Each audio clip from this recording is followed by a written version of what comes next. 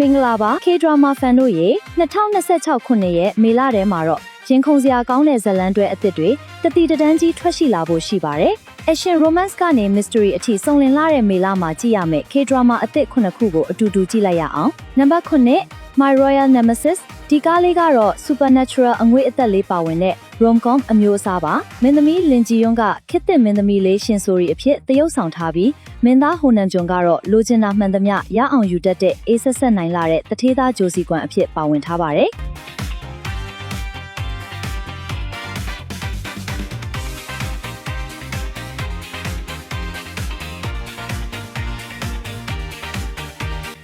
နံပါတ်6 The Wonderfuls ဒီဇာတ်ကားဟာ1996ခုနှစ်မှာကမ္ဘာပြတ်မယ်ဆိုတဲ့ယုံကြည်ချက်တွေပြန့်နှံ့နေတဲ့အချိန်ကိုအခြေခံထားတဲ့စူပါဟီးရိုးဟာသဇာတ်ကားတစ်ကားဖြစ်ပါတယ်။ဒီဇာတ်ကားဟာမမျှော်လင့်ပဲစူပါပါဝါတွေရရှိပြီးမြို့ရဲ့ငြိမ်းချမ်းရေးကိုချိန်ချောက်နေတဲ့ဗီလိန်တွေကိုတိုက်ခိုက်တဲ့ရက်ကွက်တွေကလူဆိုးတစုအကြောင်းကိုရိုက်ကူးထားပါတယ်။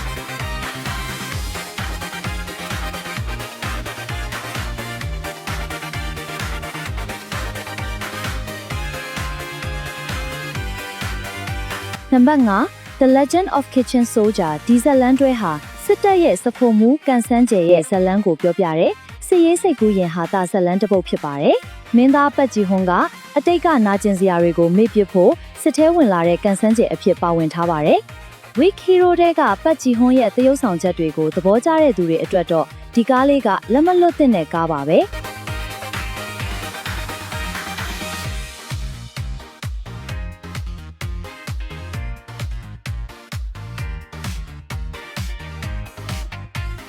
နံပါတ်4 Teach You a Lesson ဒီကားကတော့ခေတ်သစ်ပညာရေးလောကရဲ့ခါးသီးပြီးစိတ်မသက်မသာဖြစ်စရာအမှန်တရားတွေကိုဖော်ထုတ်ပြမဲ့ Dark Drama အမျိုးအစားပါ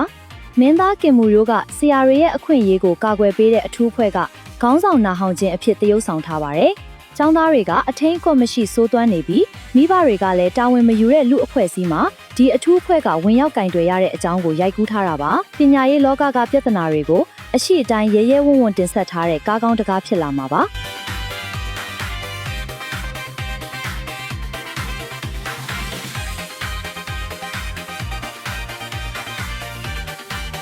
နံပါတ်3 50s Professionals ဒီဇာတ်ကားကအသက်50ကျော်မှအန္တရာယ်ရှိတဲ့အလုပ်တွေထဲပြန်ရောက်သွားတဲ့ဝါရင်လူကြီး3ယောက်အကြောင်းကိုရိုက်ကူးထားတဲ့ action comedy ကားလေးပါ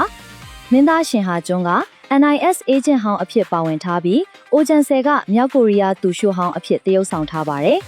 အတိတ်ကအရေးတွေပြန်လိုက်လာတဲ့အခါမှာသူတို့3ယောက်ဘယ်လိုတွေပြန်လဲလှုပ်ရှားကြမလဲဆိုတာကိုစိတ်လှုပ်ရှားစရာအရှင်ခန်းတွေနဲ့အတူမြင်တွေ့ရမှာပါ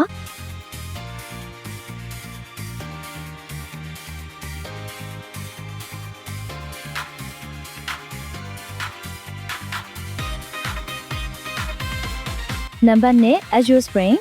စိတ်ကိုအေးချမ်းစေမဲ့ healing drama လေးကြည့်ချင်တယ်ဆိုရင်တော့ဒါလေးကအသင့်တော်ဆုံးပါပဲကျွန်းလေးတစ်ကျွန်းမှာဘဝရဲ့နာကျင်မှုတွေကိုကုစားဖို့စ조사ကြတဲ့လူငယ်2ယောက်အကြောင်းပါမင်းသားကန်ဆန်းကျွန်းနဲ့ Red Velvet အဖွဲ့ဝင် Yuri တို့ကအဓိကပါဝင်ထားပြီးမြို့ပြရဲ့မွန်းကျက်မှုတွေကိုစွန့်ခွာကပင်လယ်ရေငုပ်သမားအဖြစ်ဘဝသစ်စတင်ဖို့စ조사ကြတဲ့အကြောင်းကိုလှပတဲ့ပုံရိပ်လေးတွေနဲ့တင်ဆက်ထားပါတယ်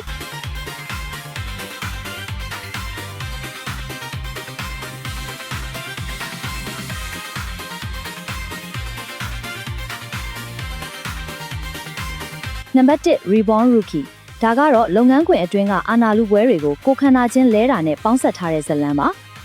ကုမ္ပဏီဥက္ကဋ္ဌကြီးတယောက်ကမတော်တဆမှုဖြစ်ပြီးလူငယ်ဘောလုံးသမားလေးတယောက်ရဲ့ကိုယ်ထဲကိုရောက်သွားတဲ့အကြောင်းပါမင်းသားလီကျင်ယောင်းနဲ့ဆွန်ဟွန်ဂျိုတို့ရဲ့အားပြိုင်မှုကိုမြင်တွေ့ရမှာဖြစ်တယ်လို့အောင်မြင်မှုဆိုတာဘာလဲဆိုတာကိုပြန်လည်မေးခွန်းထုတ်စေမဲ့ကားကောင်းလေးတစ်ကားဖြစ်ပါတယ်